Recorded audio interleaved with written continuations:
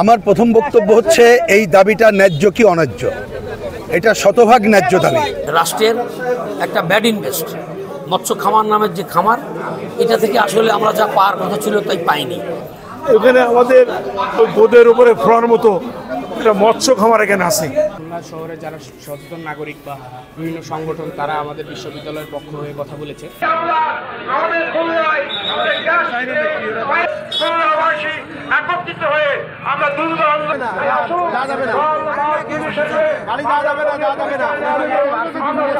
বাসীর প্রাণের দাবি এবং সময় উপযোগী দাবি, খুলনা বিশ্ববিদ্যালয়ের অধীনে এই ব্যাড ইনভেস্ট, রাষ্ট্রের একটা ব্যাড ইনভেস্ট মৎস্য খামার নামের যে খামার, এটা থেকে আসলে আমরা যা পাওয়ার কথা ছিল তাই পাইনি।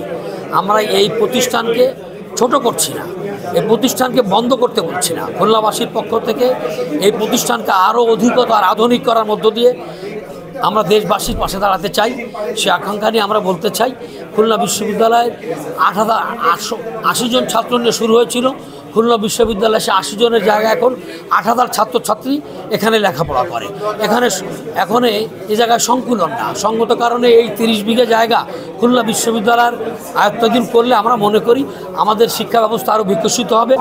খুলনা বিশ্ববিদ্যালয়ের ব্যাপ্তির দরকার, জায়গার দরকার, আবাসনের অভাব আছে, আবাসন বৃদ্ধি করতে হবে, ফ্যাকাল্টি বৃদ্ধি করতে হবে, এখানে গবেষণাগার বৃদ্ধি করতে হবে। এখানে আমাদের ওই গোদের উপরে ফোড়ার মতো একটা মৎস্য খামার এখানে আছে, এটাকে অন্য জায়গায় আপনার করে ট্রান্সফার করে অন্য জায়গায় দিয়ে নেওয়া যেতে পারে, এতে কোনো অসুবিধা নেই। এটা সরকারি ব্যাপার। এক জায়গায় তারা জানে ইউনিভার্সিটিকে একটু উন্মুক্ত একটা ওপেন আপনার জায়গা করে দিতে হবে। যে কোনো বিশ্ববিদ্যালয়ে তার গবেষণাধর্মী কাজ দরকার।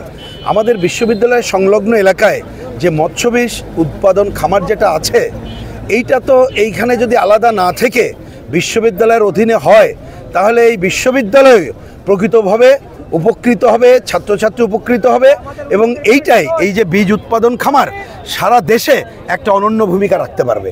সুতরাং সেই বিবেচনায় এটা একটা শতভাগ ন্যায্য দাবি। এখন এই ন্যায্য দাবি বাংলাদেশের বাস্তবতায় অনেক সময় রাজনৈতিক কারণ, নানাবিধ কারণে হয় না। তা আমি মনে করি, যেহেতু এখন কোনো দলীয় সরকার ক্ষমতায় নাই, অন্তর্বর্তীকালীন সরকার ক্ষমতায়, তারা জাস্ট একটু যদি উদ্যোগী ভূমিকা নেয় তাহলে এটা বাস্তবায়ন সম্ভব। আমাদের এই দাবিটা ছিল আসলে মূলত দীর্ঘদিনের, অনেক দিনের প্রসেসের পরে আমরা মন্ত্রণালয়ের দৃষ্টি আকর্ষণ করতে পেরেছি এবং মন্ত্রণালয় থেকে সিদ্ধান্তের মাধ্যমে একটা আন্তঃ মন্ত্রণালয় কমিটি গঠিত হয়, যারা আর কি মূলত এই জায়গাটা প্রয়োজনীয়তার উপর একটি অ্যাসেসমেন্ট করে দেন সিদ্ধান্ত নেবে।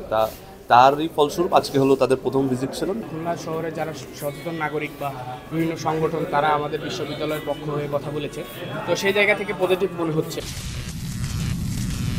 Voice of Tiger.